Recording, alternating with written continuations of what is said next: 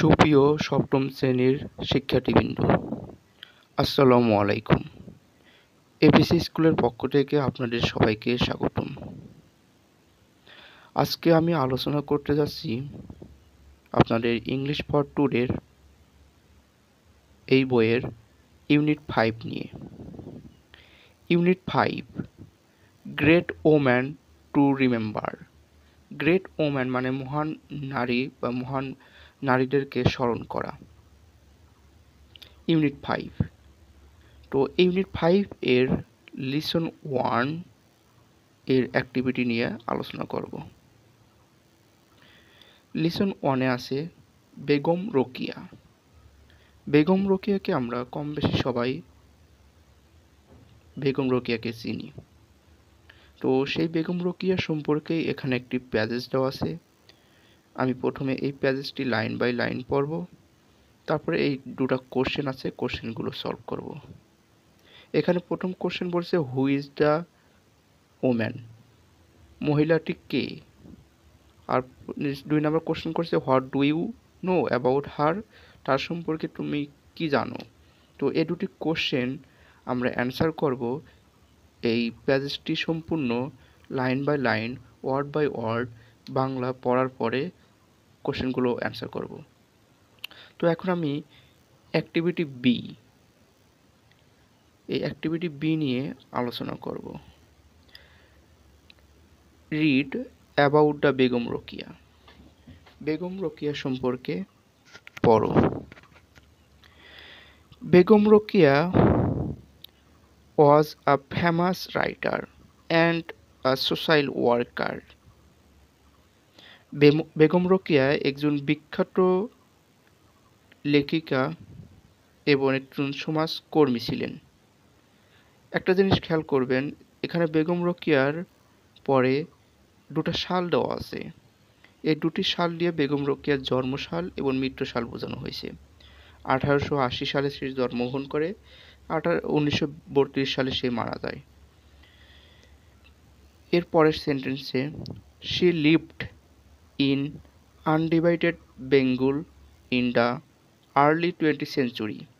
তিনি 20 শতাব্দীর প্রথম দিকে অবিভক্ত বাংলায় বসবাস করতেন। She believed that women should have the same right and opportunities as men have in the society. তিনি বিশ্বাস করেন যে মেয়েদের সমাজে পুরুষের মতনই সুযোগ সুবিধা বা একই অধিকার থাকা উচিত। এখানে অপরচুনিটিস দ্বারা বোঝানো হচ্ছে সুযোগ সুবিধা, আর সেম রাইটস দ্বারা বোঝানো হচ্ছে একই অধিকার। সোসাইটি মানে সমাজ। এরপরে sentence, so she fought for their cause throughout her life. সুতরাং তিনি এই কারণেই লড়াই করেছেন তার সারাটি জীবন ধরে। হার লাইফ মানে তার জীবন, আর থ্রু আউট মানে সারা জীবন, her throughout her life মানে তার সারা জীবন ধরে। এরপর Begum Rokeya was born in a village called Pairaband. Begum Rokeya একটি গ্রামে জন্মগ্রহণ করেছে, যে গ্রামটিকে বলা হয় পায়রাবন্ড বা পায়রাবন্ড নামের গ্রামটিতে জন্মগ্রহণ করেছেন। রংপুর ইন 1880, 1880 সালে রংপুরে। হার ফাদার জহিরুদ্দিন মাহমুদ আবু আলী হায়দার সাবার ওয়াজ অ্যান এডুকেটেড ল্যান্ডলর্ড। এখানে তার বাবার নাম কিন্তু অনেক একটা বড় নাম দেওয়া হয়েছে। তো তার বাবার নাম ছিল জহিরুদ্দিন মাহমুদ আবু আলী। তিনি একজন এডুকেটেড ল্যান্ডলর্ড মানে শিক্ষিত জমিদার ছিলেন। এডুকেটেড ল্যান্ডলর্ড মানে শিক্ষিত জমিদার, ল্যান্ডলর্ড মানে জমিদার। Rokeya was married to Syed Sakhawat Hossain in 1897। Rokeya 1897 সালে সৈয়দ সাখাওয়াত হোসেনকে বিয়ে করেন।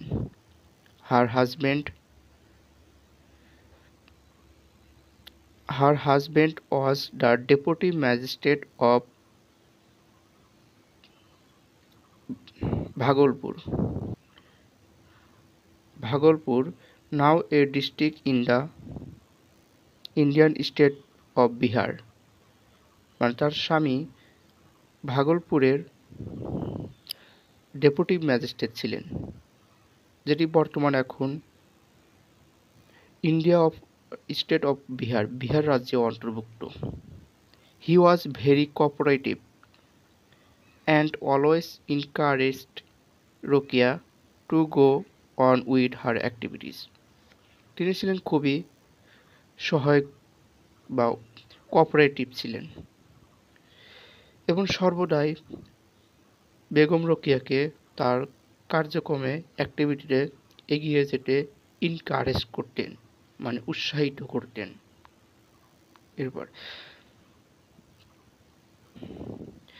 many upper class Muslims of Bengal at that time learned Arabic and Persian as a medium of education and communication. That time মানে ওই সেই সময় বাংলার উচ্চ শ্রেণীর মুসলমানরা আরবি এবং পার্সিয়ান শিখত যোগাযোগ এবং শিক্ষার মাধ্যম হিসাবে।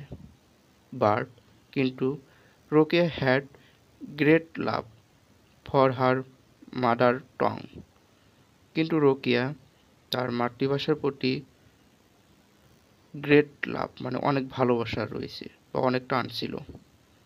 She learned Bangla and English from her elders brother Ibrahim, সে তার বড় ভাই ইব্রাহিমের কাছ থেকে ইংলিশ এবং বাংলা শিক্ষা গ্রহণ করেন। এরপর activity C, tick the correct answer, সঠিক অ্যান্সারটি টিক চিহ্ন দাও। 1 নম্বর, বেগম রোকেয়া ফর, বেগম রোকেয়া লড়াই করেছে কিসের জন্য? ডেমোক্রেসি, ইন্ডিপেন্ডেন্স না ওমেন রাইটস? তো এখানে সঠিক অ্যান্সার হবে ওমেন রাইটস, নারী অধিকারের জন্য সে লড়াই করেছেন। এরপর activity 2, Rokeya was born in, Rokeya জন্মগ্রহণ করেছেন ভিলেজে, টাউনে না স্লাম? এখানে সঠিক অ্যান্সার হবে ভিলেজ, সে একটি গ্রামে জন্মগ্রহণ করেন। এরপর রোকেয়া লাভড, রোকেয়া ভালোবাসতেন ইংলিশ, বাংলা, উর্দু? তো এখানে সঠিক অ্যান্সার হবে বাংলা, রোকেয়া বাংলা ভালোবাসতেন। এরপর 4, সাকওয়াত হোসেনস ওয়ার্কিং প্লেস, সাকওয়াত কোথায় কাজ করতেন?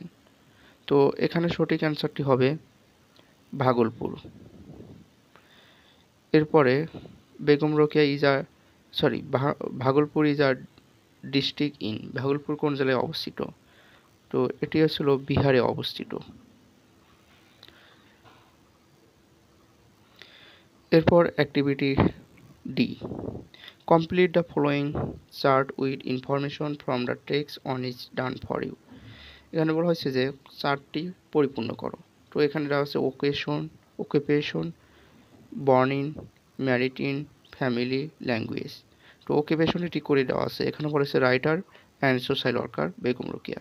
বর্নিং, জন্মগ্রহণ করেন কত সালে? আমরা দেখেছি তার জন্মসাল 1880 সাল। এবং ম্যারিটিন, বিবাহ করেন তিনি 1897 সাল। এবং ফ্যামিলি, ল্যান্ডলর্ড। ল্যাঙ্গুয়েজ, তার ল্যাঙ্গুয়েজ ছিল বাংলা। তো আশা করি এগুলো আপনারা পূরণ করে নিতে পেরেছেন। এরপর অ্যাক্টিভিটি ই হচ্ছে অ্যান্সার দিস কোশ্চেন, নিচের 5টি কোশ্চেন অ্যান্সার করতে বলা হয়েছে। তো এই অ্যান্সারগুলো আমি এর পরবর্তী ভিডিওতে সলভ করে দেব, যেহেতু ভিডিওটি অনেক লম্বা হয়ে গিয়েছে, এখন আর এটি সলভ না করে আমি পরবর্তী ভিডিওতে এটি সুন্দর করে বাংলা অর্থসহ লাইন বাই লাইন আমি এটি সলভ করে দেবো। আশা করি পরবর্তী ভিডিওগুলো আপনারা দেখবেন। যদি এই ভিডিওটি ভালো লাগে অবশ্যই লাইক, কমেন্ট, শেয়ার করে সাথে থাকবেন। সম্পূর্ণ ভিডিওটি দেখার জন্য থ্যাঙ্কস আ লট।